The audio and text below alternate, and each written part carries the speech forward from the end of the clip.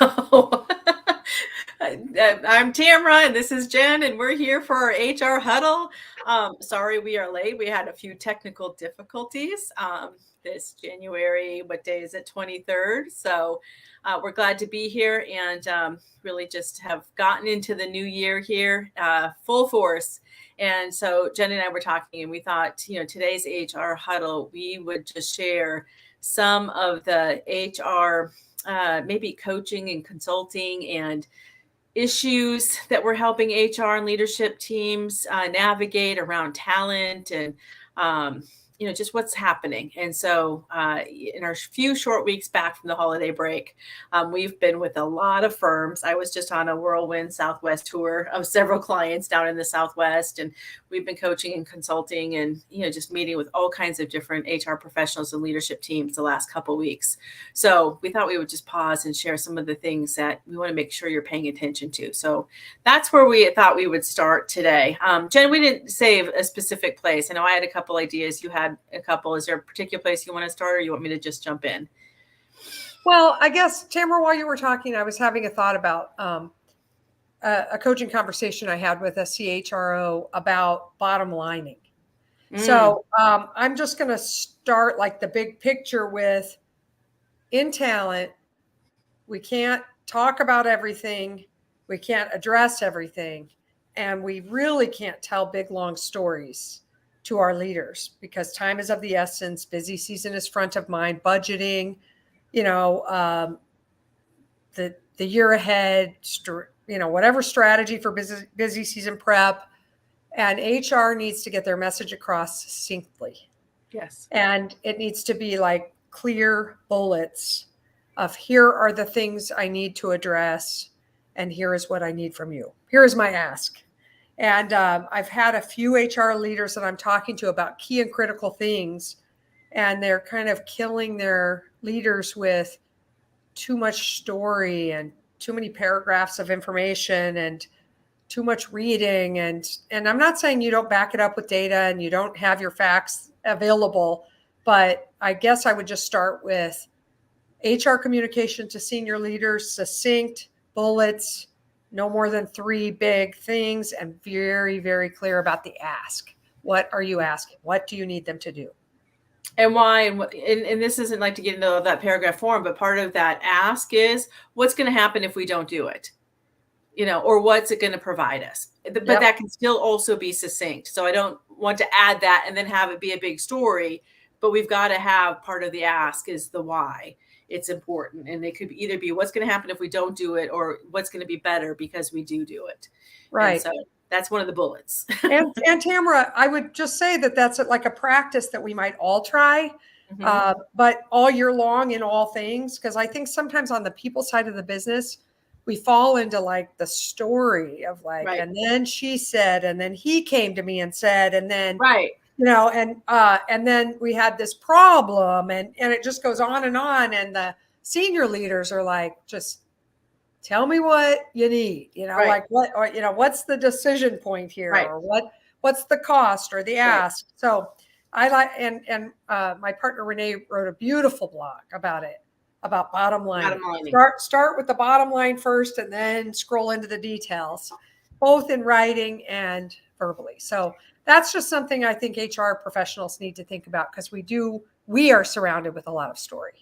Well, and I think that's important, as we talked about in our previous huddle this month, about picking your top 3 things and then, getting with the leadership team about it. Like, that is a great approach to think about, or some of these ideas that we'll share with you today. But just going forward, you keep having asks for your leadership team, and we've got to practice bottom lining it. And I can provide the supporting detail. I have it if you want it, because a couple of them might, but not everybody does.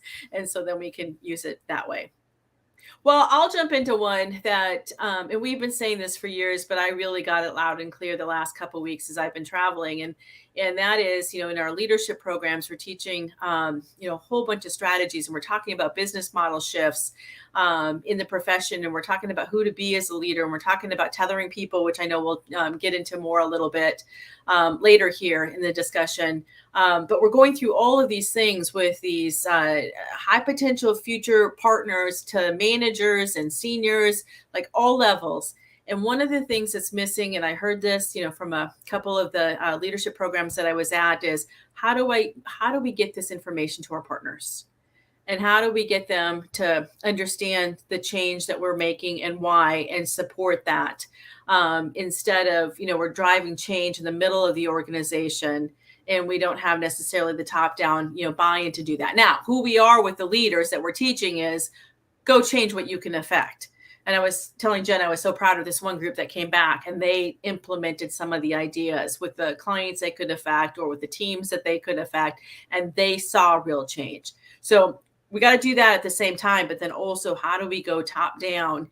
And, the partners are like, train my future leaders, teach my managers, teach my seniors, but we have to be in lockstep with the partners so they can support the changes that the leaders are learning in these learning programs, whether it's ours or, there's a whole bunch of other good ones or conferences that they're going to, or young professional or emerging leader programs through the AICPA and state societies. They're getting it from a lot of different places. And so I think that's something to look at and say, how do we facilitate more of that kind of dialogue and getting those distinctions and the changes to make at a minimum to support them trying it and practicing it and playing with it. And where can we start and not be so attached to that's not how we do it, or that's not my client, or, whatever the argument might be. So I think that's something that we've been seeing, with leadership teams and HR professionals.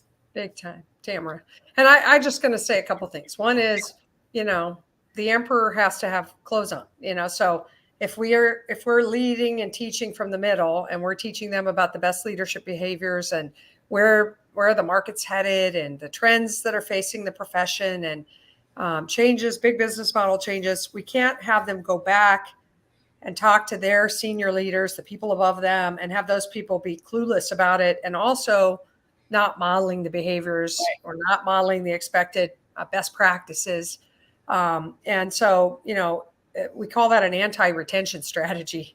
Right. When mid-level people come back and realize, wow, our leaders don't have any management or leadership, depth here.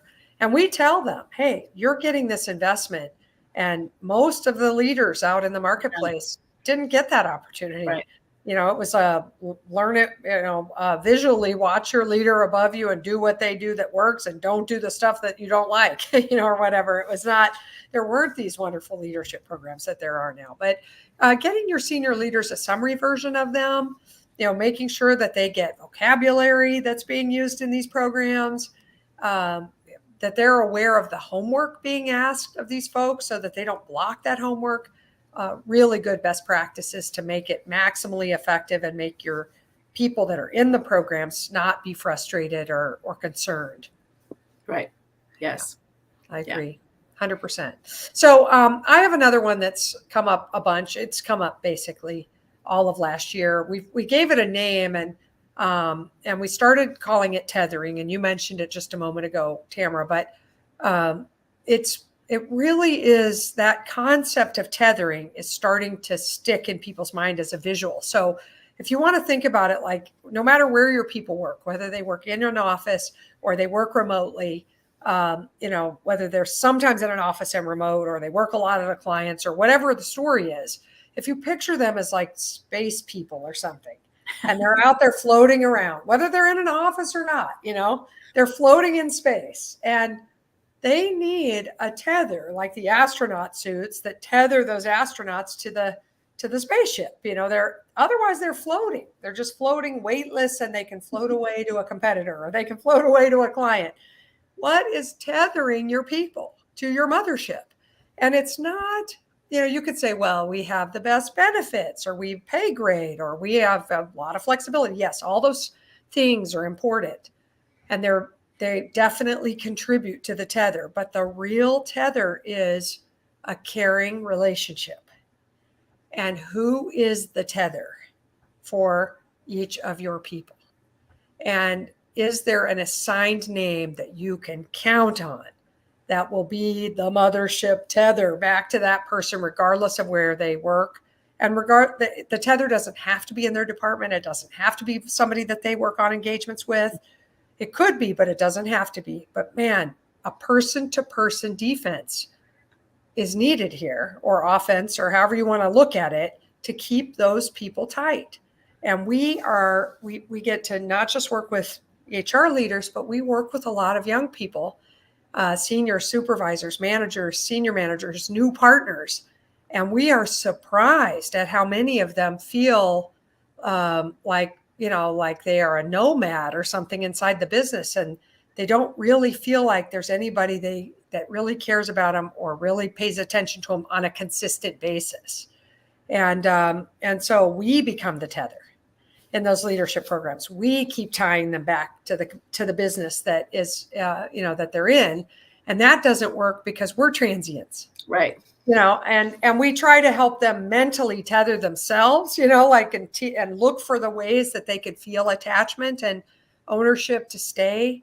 But man, what are you doing to build those relationships and to make sure the assignments are clear? That's number one. But then second, regular check-ins, regular how are you reallys, regular learning about the whole person. Tamera said today, one of our adages that we say all the time, and it couldn't be truer: if the person's not winning at home, they aren't going to win at work. Who's paying attention? Without saying, tell me about your home life. I mean, we're not going to ask something like that. How are you really? Or how are things going with you these days? Maybe they'll just answer a business answer, but over time, the tether will hear things about their life, their whole life, and can then begin to help develop a work-life program that really works for them. And so anyway, we're worried about tethering, and everybody's so freaked out about capacity and recruiting and retention. But this is a key. It's a key. You bring a new person in, get them tethered, hold the tether tight. Existing people, get them a tether. Stop talking about retention and recruiting and start tethering. And then we can, worry about more recruiting, but hopefully not for losses. Right. Yeah. We want to do recruiting to fill in the gaps of what our needs are. And we're getting ready for busy season.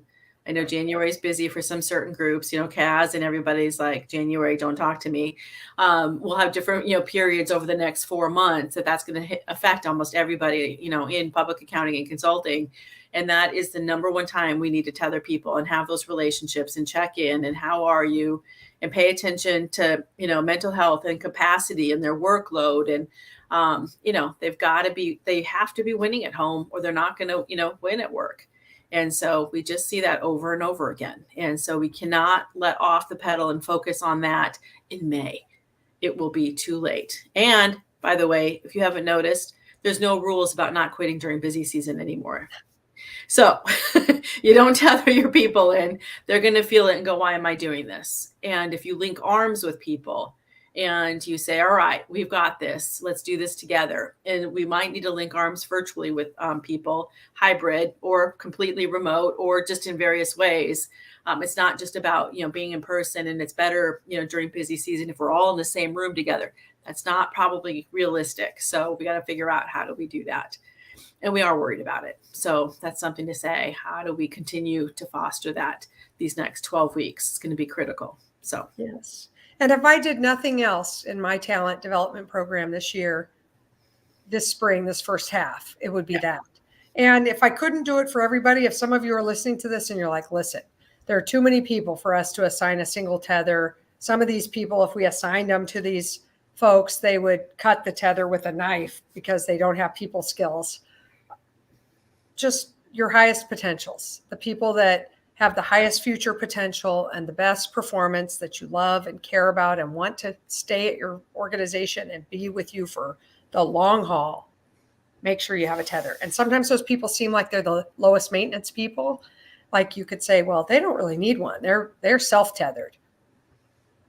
No, that's not what we're seeing right now in the market. No, we get too transactional and we forget, like, we're here for the relationships. I can get the work, I can get the pay, I can get the benefits anywhere. It's the people. And if you don't have those relationships, that tethering, it's going to be missing. And by the way, you just made me think, Jen, too, like we could say managers and senior managers, who are you tethering? Partners, who are you tethering? Senior managers and managers, especially your people managers and senior managers, who are you tethering? And how can we, make sure that that's happening throughout the organization? So leveraged Tethering. Yes. Yes. Got it. I think the other one we wanted to talk about, Jen, was upgrading team members.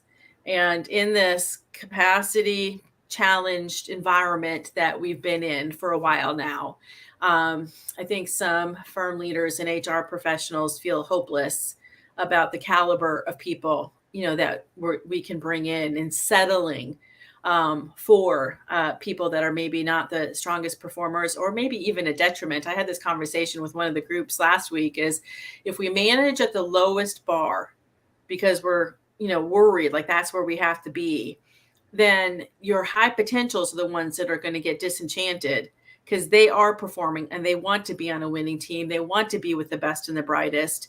And so if they see we're managing here, these people are not the ones that leave. These people are the ones that leave, and then we're sad.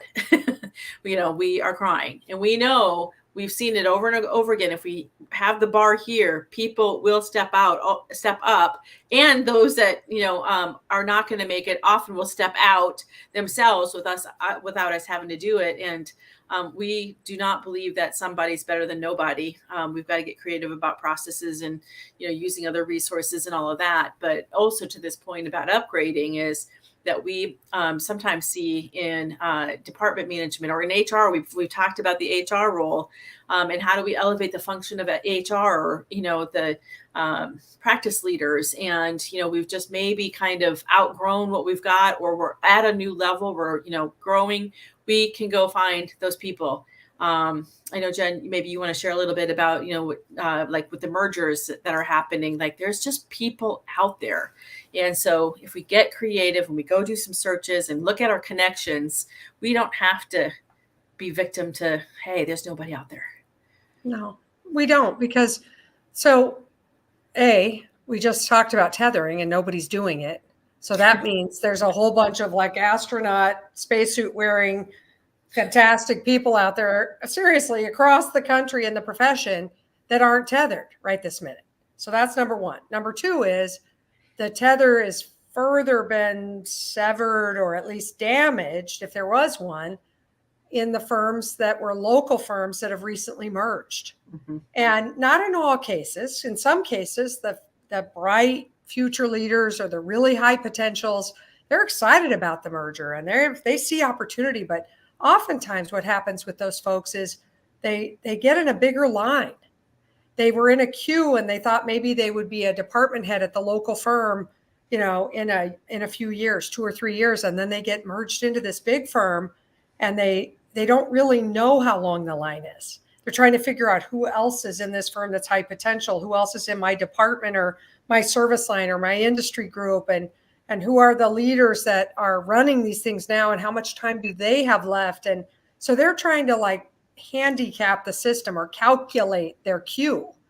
And it's a wonderful time for InReach. If you are to reach into these firms that have recently been merged and say, find their best and brightest. And that's hard. You can't just love every frog that you kiss. They're not all going to turn into prince or princess, but you go out there and you start using LinkedIn connections and using local connections that you have.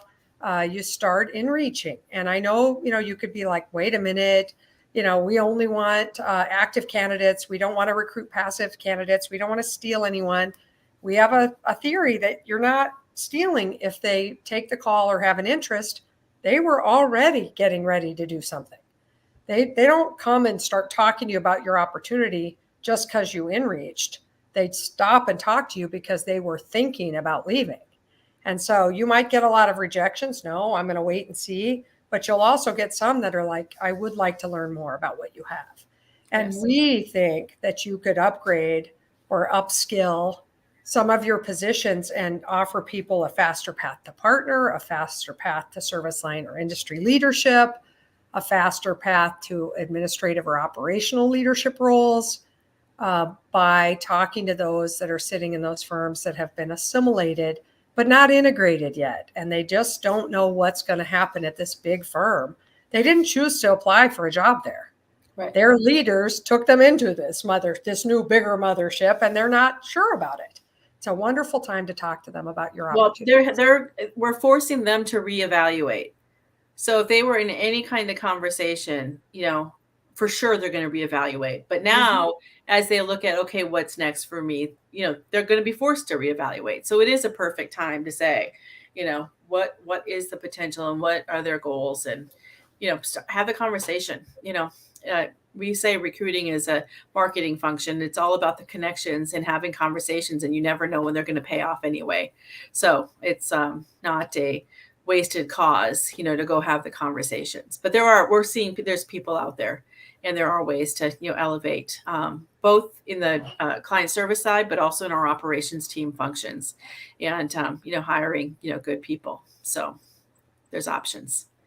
So those are a few of the ideas. Any last ones you want to put out there? I know we're about at time, Jen, but I think those were the three main ideas we wanted to make sure to get out there, and just say these are some of the big things that we've been having conversations with. It is kind of a continuation from 2022, but as we've been traveling the world and meeting with all of the different people and leaders and HR professionals across the country, these were three that we were just like, gosh, we got to make sure that our HR friends on the HR Huddle are paying attention to it, and other leaders that are logging in. So we appreciate you being here with us, and we will be with you next week. And if you have any ideas, let us know. Caroline, why don't we pop in a couple of those blogs on winning at home and this idea of bottom lining? I think we could include those when we publish this, and have a great week. Thank you very much. Bye now.